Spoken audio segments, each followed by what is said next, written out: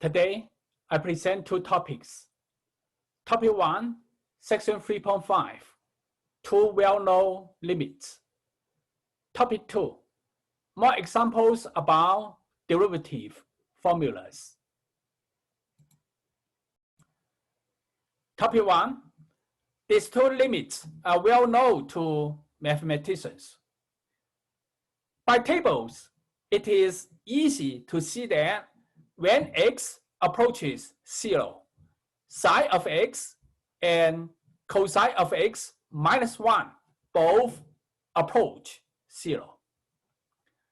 Essentially, the first limit says that sine of x and x approach 0 at the same speed because their ratio approaches 1. Essentially, the second limit says that cosine of x minus 1 approaches 0 faster than x approaches 0 because their ratio approaches 0. By tables, we can verify these two limits. This table verifies the first limit.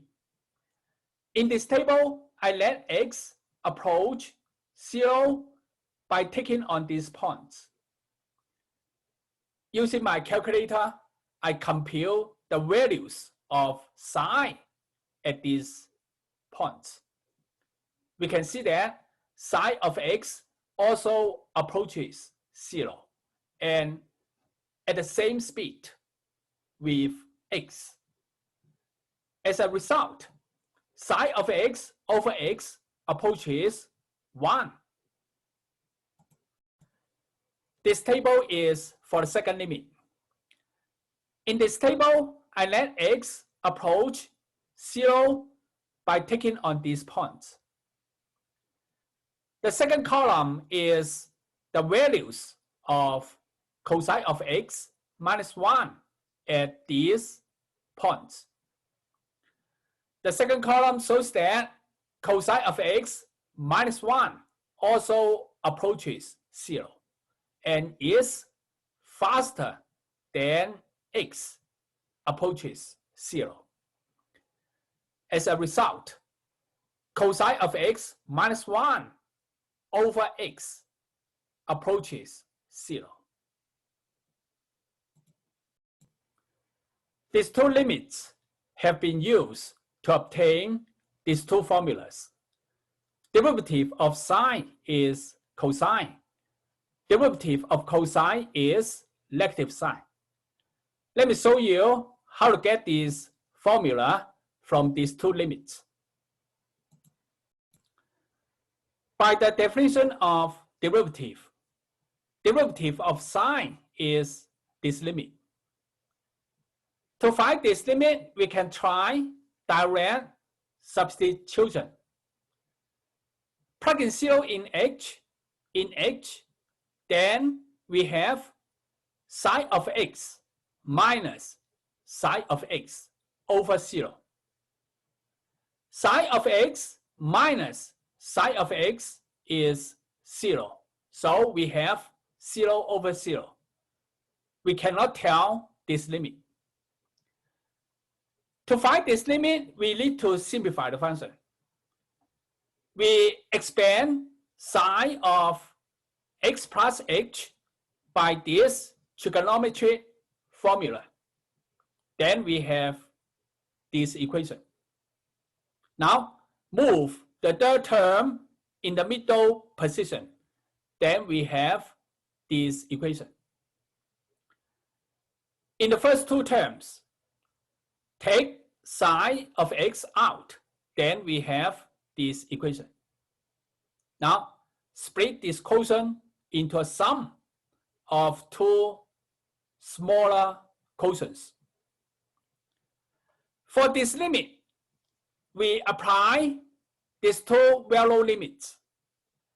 As h approaches 0, cosine of h minus 1 over h will approach 0 by this limit. Psi of h over h will approach 1 by this limit. So the whole thing will approach psi of x times 0 plus cosine of x times 1. Psi of 0 times 0 is 0. Cosine of x times 1 is cosine. So this is cosine. Therefore, derivative of sine is cosine. Here are some examples about how to use the two value limits to evaluate some other limits. Recall that the first value limit essentially says that as x approaches 0, psi of x and x, they approach 0 at the same speed. The second value limit essentially says that as x approaches 0, cosine of x minus 1 approaches 0 faster than x approaches 0. Example 1. Use these two limits to evaluate the following limits. Part A, as x approaches 0, this function will approach some number. We need to determine that number. The number is this limit. About the function in this limit, the argument of sine is 3x. The denominator is just x. They are different. So we write this function as this function. Move the number 3 outside the limit, then we have this equation. Now, as x approaches 0, 3x approaches 0, and sine of 3x approaches 0. But according to this limit, sine of 3x and 3x, they approach 0 at the same speed. Therefore, this quotient will approach 1. So the limit is 3 times 1. It is 3. So this limit is 3.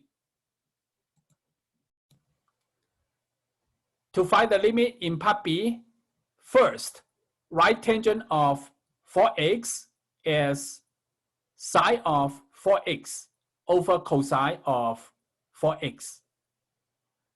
About cosine of 4x, as x approaches 0, cosine of 4x approaches 1. So we can replace cosine of 4x by 1 without changing the value of the limit. So we have this equation. Now, to find this limit, we write the function as this function. As x approaches 0, 3x approaches 0. Sine of 3x approaches 0. But by this limit, sine of 3x and 3x, they approach 0 at the same speed. So this quotient approaches 1. So we can replace this quotient by 1 without changing the value of the limit. So we have this equation. Now, to find this limit, we write the function as this function. As x approaches 0, 4x approaches 0. Sine of 4x approaches 0. But 4x psi of 4x, they approach 0 at the same speed. So this quotient will approach 1. Therefore, this limit is 1 times 3/4. So the limit is 3/4. Part C. To find the limit in part C, first, factor x squared minus 4 as x minus 2 times x plus 2. Then write this fraction as this fraction times this fraction. As x approaches 2, x minus 2 approaches 0. And psi of x minus 2 approaches 0. But they approach 0 at the same speed, so this quotient, this fraction, approaches 1. 1 over x plus 2, as x approaches 2, approaches 1/4. Therefore, this limit is 1 times 1/4. It is 1/4. Part D. To find the limit in part D, first, factor cosine square minus 1 as cosine minus 1 times cosine plus 1. Then write this fraction as this fraction times cosine plus 1. As x approaches 0, cosine of x plus 1 approaches 2. Cosine x minus 1 over x, this fraction approaches 0 according to the second limit here. So this limit is 0 times 2. It is 0. So this limit is 0. Now, topic 2. More examples about derivative formulas. Example 1. Consider this function. This function is defined piece by piece. The a here is some constant, some number. Part A. Determine the value of a so that the derivative of the function at point 0 exists. Part B. With the value of a determined in part A, is the function differentiable at any value of x? Differentiable means derivative is computable. Derivative exists. This example doesn't require me to plot the graph of the function. But I still plot the graph here to help myself answer the questions. The graph of a times x, a is some number. The graph of a times x is a line. The line passes through the origin. Because I don't know what a is, here I arbitrarily draw a line through the origin to represent the graph of this function. The graph of x squared minus 3x is a parabola. The graph of a polynomial of degree 2 is always a parabola. When x is 0, 0 to 0 squared minus 3 times 0 is 0. So this parabola passes through the origin. When x is 3 3 squared minus 3 times 3 is 0. This parabola also passes through this point. Because the leading coefficient is positive, this parabola is open upward. So this curve is the graph of this polynomial. Now, I answer these two questions. About part A, I have two solutions. In solution 1, I use the definition of derivative to answer the question. By this formula, derivative of g at point 0 is this limit. This limit is a both-sided limit. That means that x can approach 0 from the left side of the point 0, can approach 0 from the right side of the point 0, can approach 0 by jumping around 0, can approach 0 in any other way. No matter how x approaches 0, this quotient should approach the same number. Otherwise, we say that this limit doesn't exist. In the case, derivative at 0 doesn't exist. Because the function is defined differently from the left and from the right at the point 0. On the left side of the point 0, the function is a times x.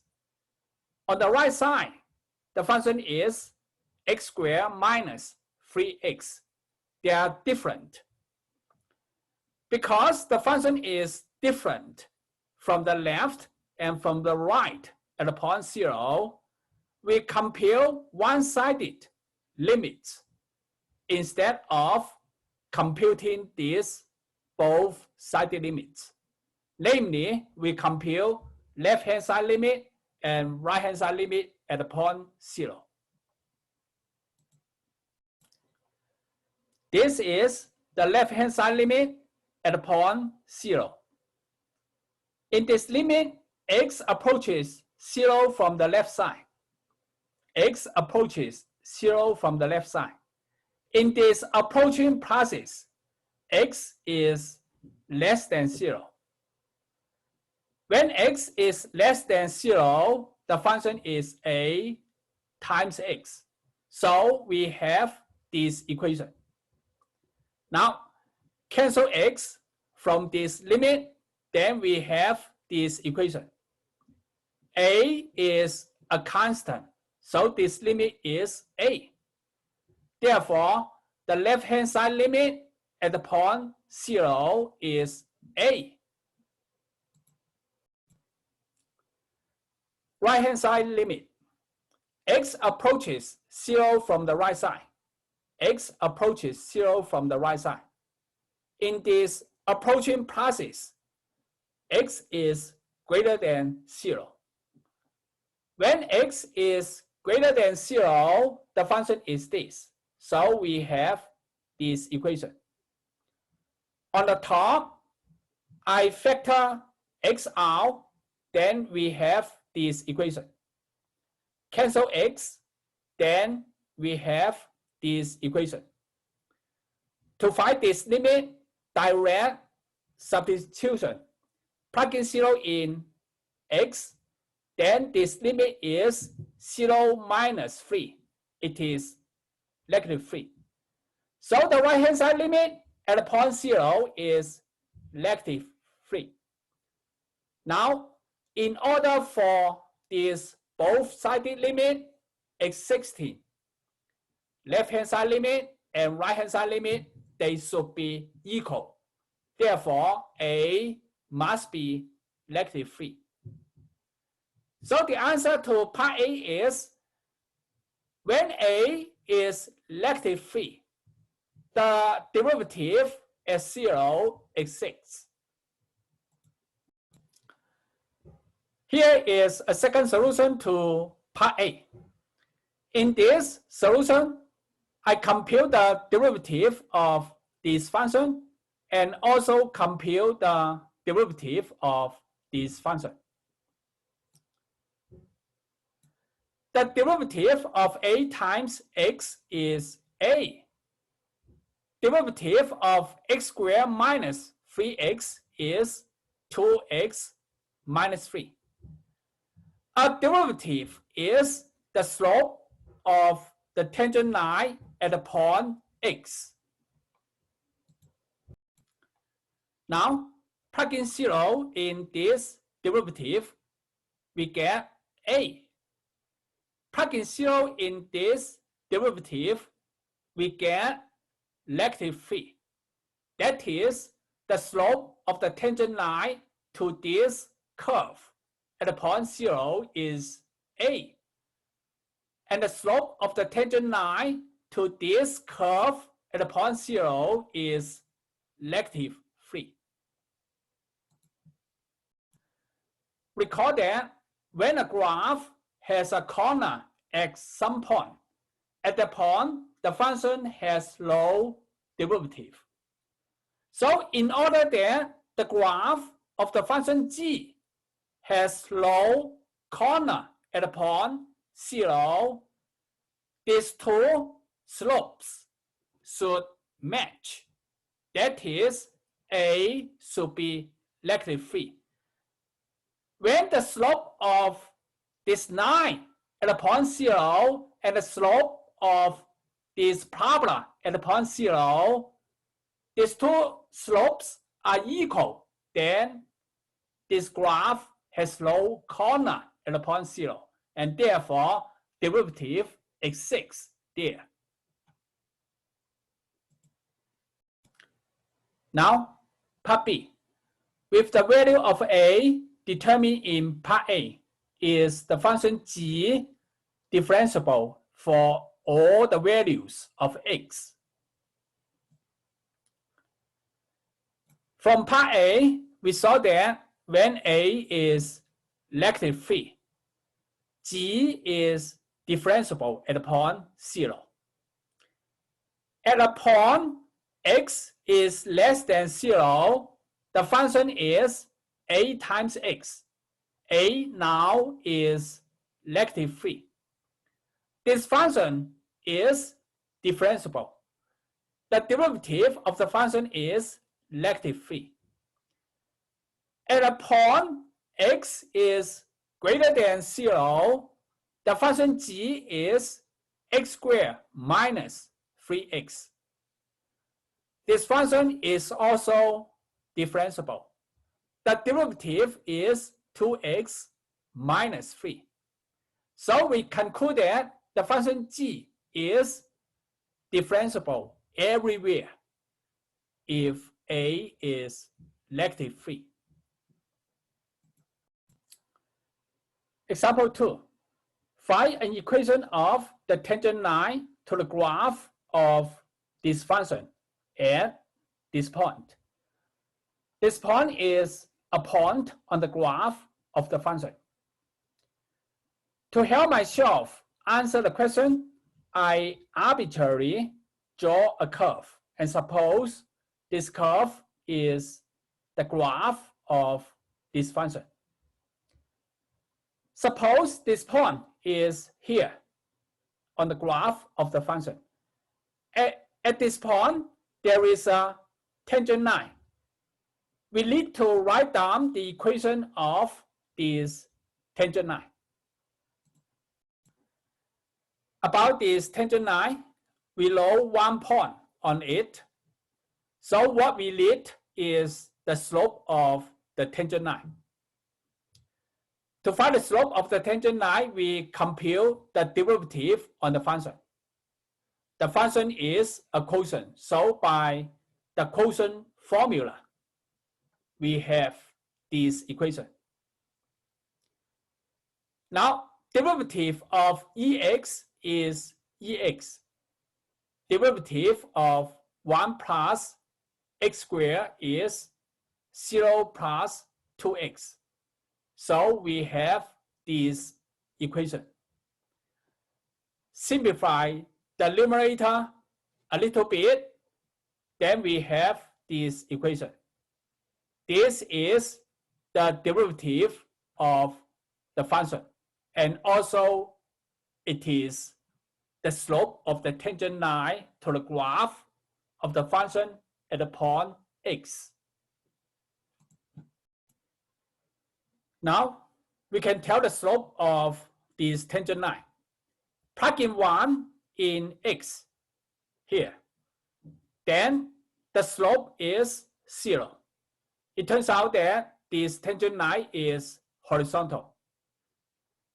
Now we have the slope of the tangent line and 1 point on the tangent line. By the point slope formula, the equation of the tangent line is y minus y1. y1 is the y coordinate of this point. It's equal to slope. Slope is 0 times parentheses x minus x1. x1 is 1. Simplify this equation, then this is the answer to this example. Example 3. If function f is square root of x times function g, where function g f4 is 2, the derivative of g f4 is 3. Find the derivative of function f f4. To find the derivative of f at the point 4, we first compute the derivative of f at the point x. Because all the 10 formulas are about derivatives at the point x. After we get the derivative of the function f at x, plug in 4 in x to get the derivative of f at the point 4. The function f is a product. Square root of x times g. So we can apply the product rule to this derivative. Then we have this equation. The derivative of square root of x is 1 over 2 times square root of x. The detail is here. So this is the derivative of function f at the point x. Now, plug in the number 4 in the x here. Then, derivative of function f f4 is this. By the given, g of 4 is 2. Derivative of g f4 is 3. Then we have this equation. This number is 13 over 2.